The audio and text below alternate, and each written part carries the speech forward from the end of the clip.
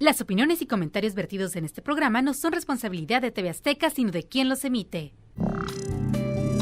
Clínica Trascender Lifecology presenta.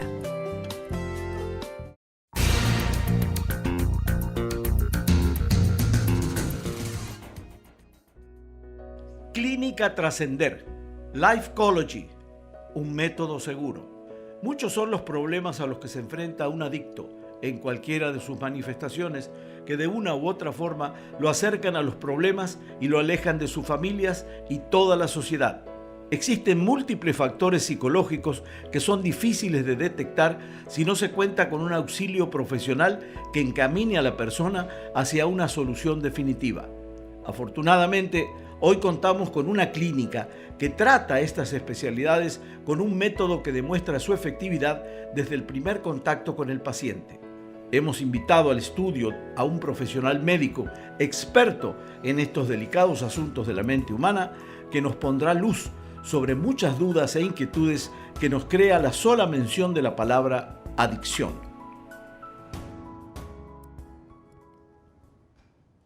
Buenas noches y bienvenidos a un nuevo programa donde pondremos aquí sobre la mesa un tema de interés general. El de hoy no es la excepción, es un tema apasionante. Vamos a descubrir muchos misterios de la mente humana, vamos a hablar con un experto sobre estas cuestiones y bueno, va a ser muy entretenido. Les prometo un programa que los va a tener atrapados durante los 30 minutos que duramos aquí. Para eso, bueno, el invitado especial de hoy es el doctor William Gallego, a quien le doy las gracias por haber venido, doctor. Buenas noches. Gracias, buenas noches, un placer estar en tu programa. Gracias por tenerte aquí y me gustaría que expliques someramente de qué se trata Trascender Lifecology. Bueno, Trascender Lifecology es una clínica de rehabilitación.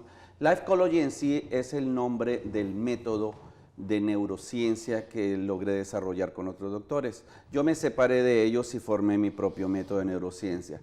Me di cuenta que me dio impotencia el trabajar con indigentes, con gente que era suicida y se terminaba suicidando, con gente veteranos de la guerra que tenían estrés postraumáticos y no había ninguna intervención, sino solamente la farmacología, las pastillas.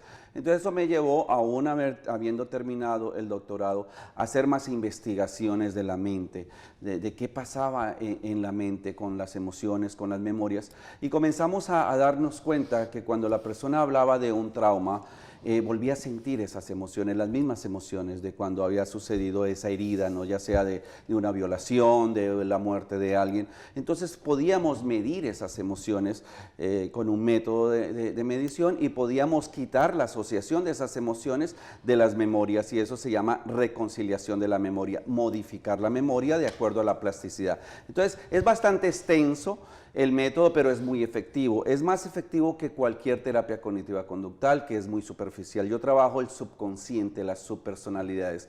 Yo me meto a la mente y reactivo memorias traumáticas y quitamos las emociones que quedaron estancadas en la memoria. La persona se quedó como secuestrada, por eso sigue pensando, sigue sintiendo. Es la acumulación del miedo, la acumulación de la tristeza, del desamor, de la traición, del rechazo, lo que le sigue causando problemas en el consciente. Ahorita estamos en el consciente, pero para trabajar la personalidad herida o dañada tenemos que ir al subconsciente y al inconsciente, que ese es otro tipo de terapia, que es la terapia de regresión de otras vidas. No encuentras rechazo en la gente. ¿Cómo abres a la gente? Porque es difícil, me imagino, que si la gente se cierra y no se quiere abrir, ¿cómo haces para meterte?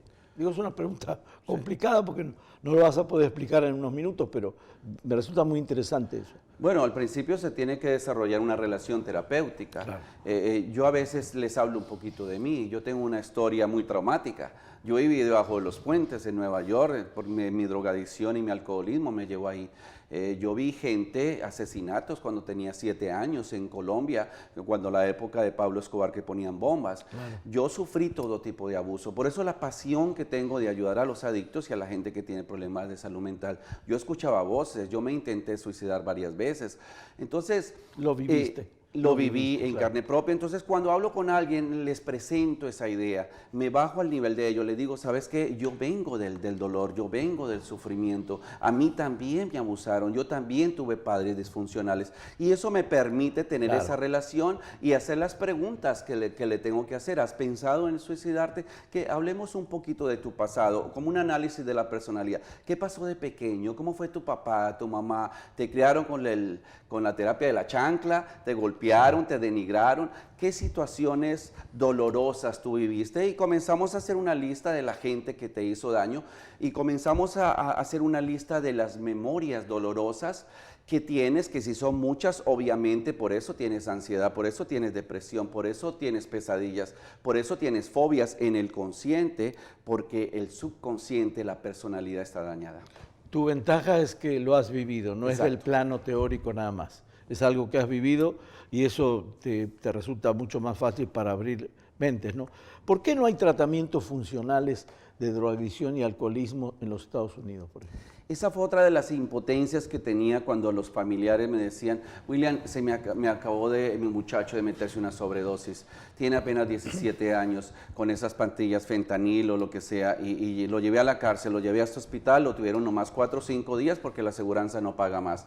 ¿Qué hacemos? No hay ningún tratamiento funcional porque no se puede meter a nadie en contra de su voluntad. Ahí hay un error gravísimo, porque la persona adicta que tiene un trastorno obsesivo compulsivo ya perdió la voluntad. Ellos no se pueden quitar el veneno por ellos mismos. Entonces, si yo tengo un hijo y le quiero salvar la vida, yo tengo que quitarle ese veneno y la única forma es a través de un tratamiento intensivo y encerrarlos. Con mentiras, desafortunadamente. Tengo que echarte una mentira, tengo que decirte, vamos a Tijuana de vacaciones, vamos a Rosarito, no pasa nada, porque si le dicen la verdad no van a querer. Claro. Los primeros 6 meses se tiene que romper esa negación que tiene el adicto. Entonces, para salvarle la vida, primero, obviamente, aunque estén enojados y todo al principio, pero se les tiene que ser así. Por eso no hay ningún tratamiento funcional. De la forma como trabaja el gobierno es que cayó al hospital, lo sacamos, al ratito se sigue drogando, vuelve a caer, cae preso, todo el mundo gana dinero con un adicto. En el sistema todo el mundo gana, entonces no les conviene. Tampoco le conviene a la psiquiatría o a la medicina que a alguien se le quite las pastillas para la depresión o para la ansiedad, porque es una empresa, es un negocio multimillonaria. Claro. Entonces, yo te aseguro, yo soy de los pocos doctores que te quito cualquier estrés postraumático, cualquier ataque de pánico, cualquier depresión severa sin ninguna pastilla, sanando tu subconsciente. Y eso, ¿quién te lo garantiza? ¿Sí? ¿Cuáles son las predisposiciones para desarrollar problemas, por ejemplo, de adicciones? Hay estudios que han hecho que uno dice que se nace con una predisposición genética o se hace, y son las dos. Hay una predisposición genética que no se puede medir, o sea, hereditaria, ¿no? El abuelo, el tío, ya vienen problemas de adicciones en la familia, pero no se sabe exactamente el porcentaje. Hay genes que han encontrado, por ejemplo, en el cerebro de un alcohólico, que es un gen que está ligado a la adicción, a la compulsión, que no lo tiene otra gente. Wow. Entonces, sí hay una predisposición genética. La otra predisposición es el medio ambiente.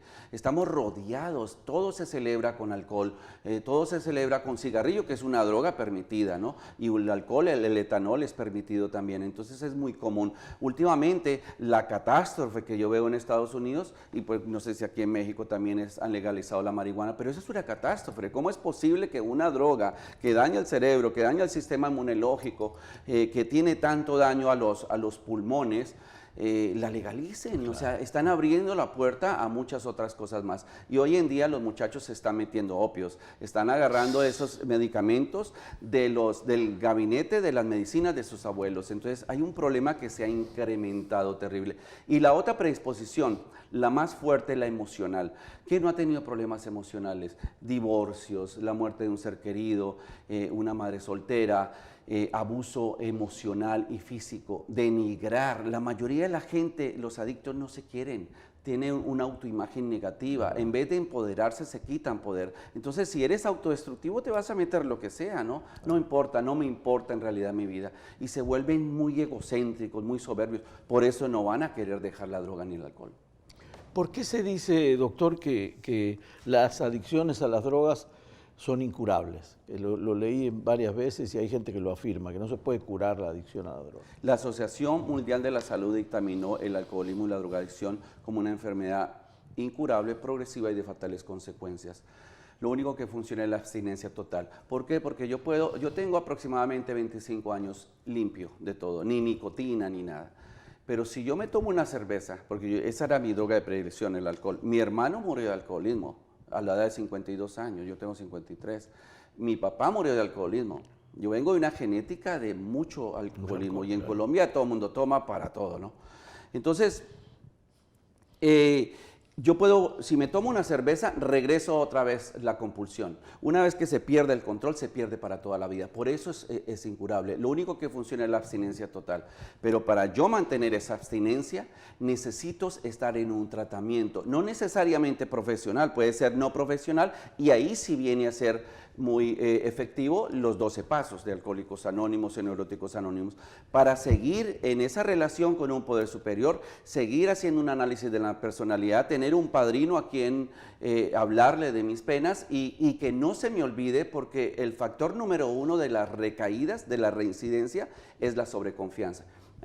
Yo ya tengo tanto tiempo, a mí no me hace nada, regresan fácilmente a los mismos medio ambientes y a la misma gente con la que se rodeaban y terminan cayendo. Y una vez que se toma o se usa un poquito, se regresa otra vez la compulsión. No hay cosa como drogadictos sociales o alcohólicos sociales, no. Ya una vez que perdiste el control, lo puedes seguir perdiendo, y es progresivo porque con el tiempo vas a querer más y más y más. Lo mismo que cualquier medicamento. Hoy en día los adultos son drogadictos también, claro, de pastillas. Claro. Y los psiquiatras hoy en día son los drug dealers, ¿no? Los que le suplen la drogadicción a la persona, porque ellos no saben de adicciones y te dan la receta que tú quieras.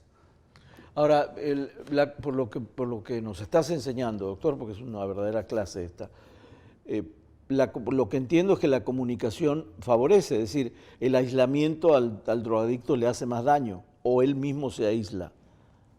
Bueno, es que el problema de la adicción no es solamente la obsesión compulsiva de la adicción, sino los problemas emocionales que tiene debajo de la adicción. Claro. Se llama doble diagnóstico. Todos los adictos tienen depresión, tienen ansiedad, tienen estrés postraumático, tienen un pasado muy triste de incesto, de violaciones, de cosas muy terribles, que es la otra parte. Claro. Y a veces la gente no entiende. A veces estábamos en otro lugar y ¿sabe qué hicieron aquí en México? Nos querían sacar porque estábamos en una zona más o menos. Y yo decía, ¿cómo es posible si son gente enferma? Pero yo creo en la dignidad humana. Yo soy clínica, nosotros no somos anexos, nosotros no maltratamos a la gente ni psicológica ni físicamente. Debe haber un tratamiento funcional y debemos entender que son gente enferma, que sí tienen problemas de comportamiento, pero no por eso los vas a abusar, los vas a pegar, los vas a denigrar. Ellos ya vienen denigrados. Entonces, es una enfermedad, claro que es una enfermedad. Yo conozco gente con 28 años limpios y vuelven a beber con la misma intensidad, por eso es incurable, pero se puede detener. Es un buen punto el que acabas de decir, porque uno está cansado de ver series y películas que al drogadicto se lo maltrata para curarlo. Como que él se lo sacude de una forma. Entonces existe otro camino, existe definitivamente. Claro, yo creo que la terapia más efectiva es el lenguaje del corazón. Porque al fin y al cabo, ¿qué es lo contrario de las raíces de la enfermedad del adicto, que es el egocentrismo, que es la soberbia? La humildad. Oye, esa terapia de motivación donde yo te digo, yo sé que tú tienes la capacidad para cambiar si tú quieres. Date cuenta el daño que te estás causando a ti y a los demás. Date una oportunidad. Ese lenguaje es muy poderoso. En vez de decirte lo mismo que le decía papá y mamá, que lo regañaba, tú no sirves para nada, todo lo haces mal. Claro. Eso no funciona. Cuando uno en terapia individual, por eso es tan importante la terapia individual, la confidencialidad. Porque a veces en los grupos hablan que el padrino, pero el padrino es más lujurioso o más enfermo que el ahijado, no son profesionales. Es verdad. Entonces, en terapia profesional y sobre todo con alguien que conoce, porque yo le digo, a mí no me vas a leer, a un gitano no se le puede leer la mano, a mí no me vas a estar mintiendo, porque yo también mentía y yo también manipulaba, así de que dime la verdad. Entonces yo lo descubro, porque estamos al mismo nivel, yo también soy un adicto. Y entonces comienza uno a hablar de tú a tú, de todas las heridas que tienen ellos, se gana la confianza y ahí les explico mi método. Bueno, lo que hacemos es muy funcional, vas a cerrar los ojos, vas a respirar y vamos a ir sobre estas memorias que ya notamos, que ya analizamos la personalidad, y vamos a reactivar esa memoria en el momento que te tocaron sexualmente, antes de haber desarrollado una compulsión, porque todo ese abuso fue la que te llevó al desarrollo de la adicción. Me están llamando a un corte, doctor, porque estamos entradísimos en el tema. No se me vaya, por favor, en unos minutos estamos de regreso. Clínica Trascender Lifecology presentó.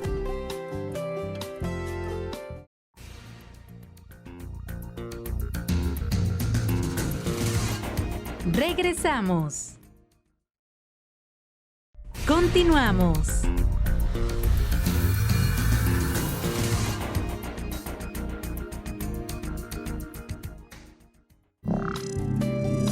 Clínica Trascender Lifecology presenta.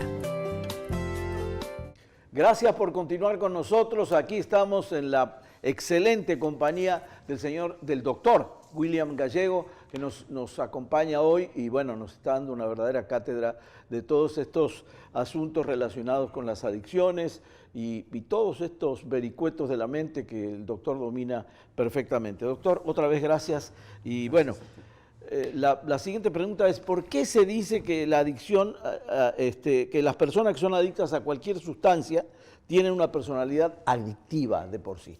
Bueno, el cerebro no sabe diferenciar si es cocaína, si es comida, si es pornografía, si es sexo. Todo genera unos neurotransmisores que tienen que ver con dopamina, endorfinas, oxitocina, que está al mismo nivel de la heroína, por eso hay mucha adicción al sexo, a la pornografía. Entonces el cerebro quiere placer. Entonces básicamente uno cuando no sabe manejar emociones, busca como una respuesta. ¿Qué hago? Estoy muy triste, estoy muy enojado. Entonces el cerebro es como una librería. Entonces va y saca el librito, oye, pues métete un pase, tómate una cerveza, una cheve, claro, y con eso lo solucionas. ¿Por qué vamos a batallar? Relájate. Entonces se vuelve como un medicamento. Entonces por eso es que la gente que deja de beber y deja de drogarse sustituye una adicción por otra. Ahora ya son adictos al sexo, ahora ya son adictos a la comida, ahora tienen otro tipo de adicciones al juego. Entonces fácilmente una persona que le gusta el placer se puede volver adicto a cualquier otra compulsión, que se trabaja de una forma diferente. Por ejemplo, el sexo tú no le puedes decir a tu esposa, si eres casado, no más sexo, abstinencia total, pues te van a dejar, ¿no? Sí, claro. Tampoco en la comida tú puedes decir, no, yo no voy a volver a comer, ¿no? Hay que tener una autorregulación, claro. Y eso son lo que hablan en los grupos de defectos de carácter. De cómo manejar estos defectos de carácter para que no se conviertan en compulsiones. Por eso es tan importante entender que aunque tú dejes de beber y te dejes de drogar, cualquier otra adicción te puede quitar la libertad. Si estás adicto a la pornografía, si estás adicto al sexo, si eres una persona deshonesta. Al juego. Al juego. Esta es una zona de mucho casino y mucha gente que se juega hasta lo que no tiene, claro, en el casino. El juego es un problema serio. Entran de la misma categoría de cualquier adicción, claro. Trastornos obsesivos compulsivos, que es una idea fija en la mente, que una vez que ya se apodera de tu mente, tú no puedes parar. O sea, se secuestra el cerebro. Y entonces lo único que te dice la mente, yo quiero más, y llega un momento en que se secuestra el cerebro y lo único que tú piensas es en sobrevivir. Y cuando tú piensas en sobrevivir, robas, matas, haces lo que sea por seguir jugando, por seguir drogándote o por seguir tomando. Llega hasta ahí llega la adicción. Entonces, hasta que llega un momento en que ya hay que tenerte encerrado porque tú no puedes parar por ti mismo. Claro. Sí, hasta que el satisfactor no quede... Ahora sí que completo. Hasta que no toquen fondo. Hasta que no toques fondo no tienes.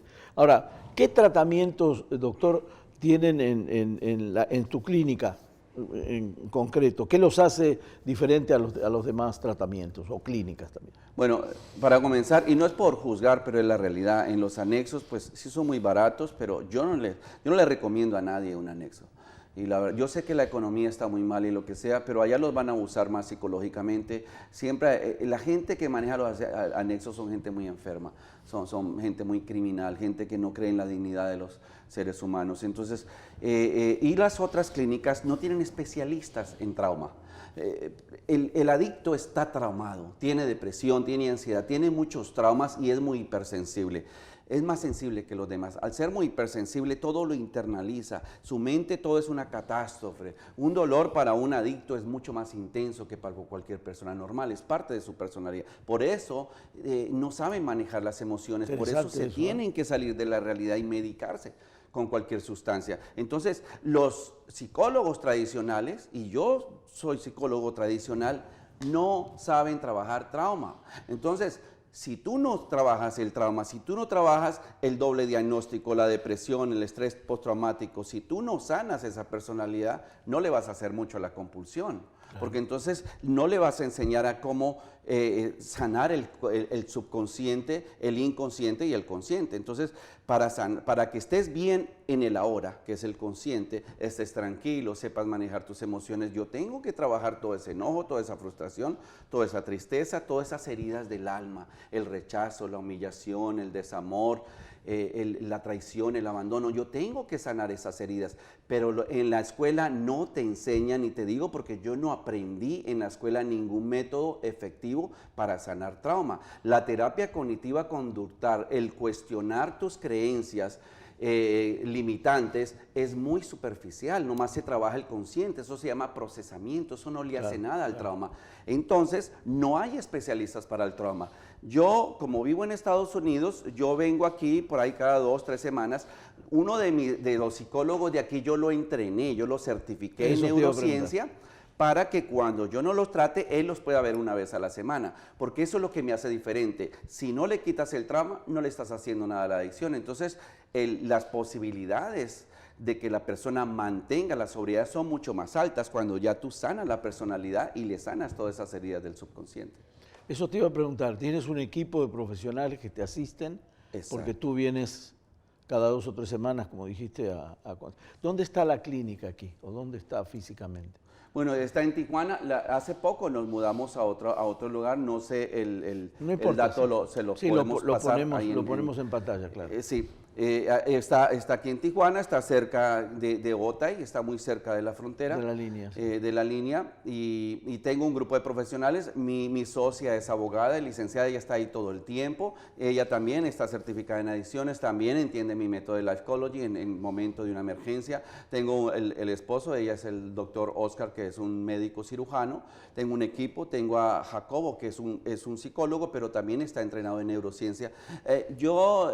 La gente que contrato, les enseño mi método, porque es mucho más efectivo que cualquier otro método. Yo puedo estar hablando de un abuso o de la muerte de un ser querido tuyo y no te va a hacer nada. Tú vuelves a llorar, el psicólogo tradicional te habla de la herida, porque de repente ahora tú te acordaste que te tocaron de niño y te abrió la herida, y ¿cómo te la cierra? Entonces te deja igual, te deja abierto. Claro. A mí me conviene abrir heridas, a mí me conviene hacer preguntas de abuso, de todo esto que sucedió, de cosas dolorosas, porque si yo te hablo esa herida, yo sé cómo cerrártela, yo sé cómo quitar las emociones de la memoria para que luego la memoria cierre sin ningún dolor emocional y la mente va a crear un nuevo camino neurológico.